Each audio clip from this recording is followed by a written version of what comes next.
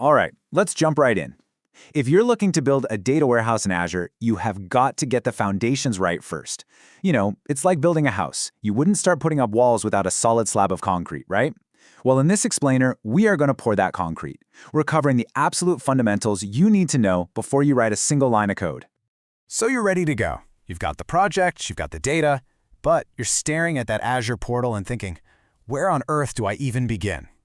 It can feel a little overwhelming, and that's a totally common feeling. Building in the cloud is just different, but we can break it down. Let's start by tackling the four most important questions you should be asking right at the beginning. First things first, we need to decide where our project is actually going to live. And I'm not talking about just a digital address, we're talking about a real, physical location in Azure's massive global network. Okay, so if you're used to a single on-premises data center, this is a whole new way of thinking. You might be wondering, why should I care if my data warehouse is in Virginia or Amsterdam? I mean, does it really make a difference?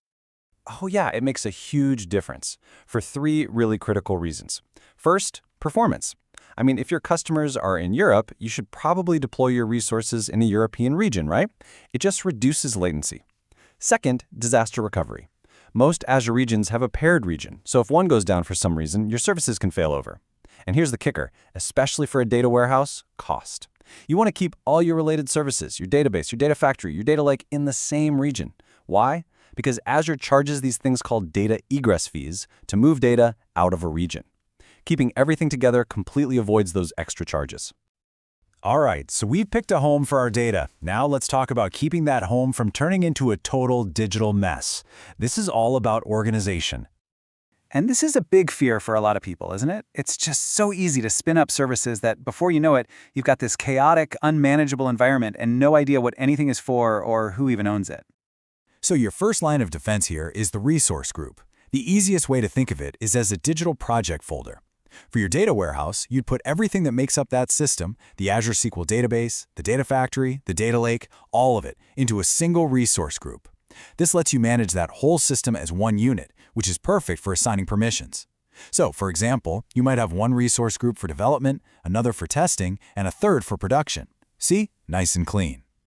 Now, your second tool for staying tidy is tagging. And don't let the simplicity fool you. These little labels are incredibly powerful. You can tag resources with, say, a cost center, an owner's name, or the application they belong to. This makes it super easy to track spending and find all the resources related to a specific project, no matter which resource group they happen to be in. So, to put it all together, here's how you think about it. Use resource groups to manage the lifecycle and permissions for an entire system as a single thing. When you're done with a project, boom, you can delete the whole resource group in one go. Then you use tags for the things that cut across those groups, like tracking costs for the finance department or finding everything owned by a specific team. They work together to keep everything perfectly organized. Okay, once your house is organized, you need to lock the doors. And that brings us to our third topic, security. Now, Azure gives you a secure platform, but you still have the responsibility to configure it correctly to protect your most valuable asset, your data.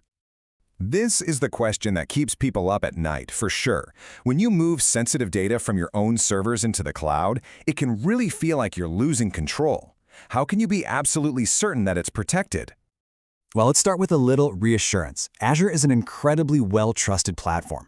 I mean, Microsoft has invested over $1 billion in security and holds over 90 compliance certificates, many of which are for specific industries or regions. So from a platform perspective, you are in very, very safe hands. But that's only half the story. The other half is securing your own environment. This is where something called a service principal comes in. And here's the key idea. You don't want human employees to have direct access to your most sensitive data. A service principal is basically a service account for your automated processes. It's like giving your data factory its own set of keys to access the database, so no single person needs those keys. This is an absolutely fundamental security practice in Azure. Okay, we've got location, organization, and security totally locked down. Now for the fun part, the practical tools you're actually going to use to start building stuff. All right, the foundation is set. You're a developer and you are ready to get your hands dirty. What software do you need to install to actually start working with the Azure Data Platform? Here are the essentials. First, Visual Studio, which is the main IDE for any Microsoft-based development. You want to grab the SQL Server Data Tools add-in, which lets you create database projects. For navigating your data lake, Microsoft Azure Storage Explorer is a fantastic, lightweight tool that makes your cloud storage feel just like a local drive. And for managing your SQL databases, you've got two great options: the classic SQL Server Management Studio for Windows users and the modern cross-platform Azure Data Studio. So we've covered the 4 foundational pillars. To bring it all together, let's turn this whole discussion into a simple, actionable checklist to make sure you're set up for success. Okay, here's your takeaway checklist. 1.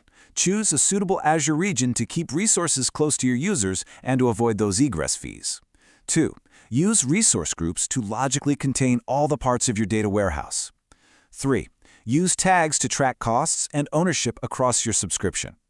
4. Secure your automated access using service principals. And 5. Install those essential developer tools like Visual Studio and Azure Data Studio. You nail these 5 steps and you'll have a rock-solid foundation. So there you have it. The groundwork is done. The essential questions have been answered, and you have a clear, secure, and organized space to work in. The only question left is, what amazing things are you going to build on it? If this explainer helped you get started on your Azure journey, please do us a favor and hit that like button so others can find it, share it with a colleague, and of course, subscribe for more explainers on complex topics. Thanks so much for watching.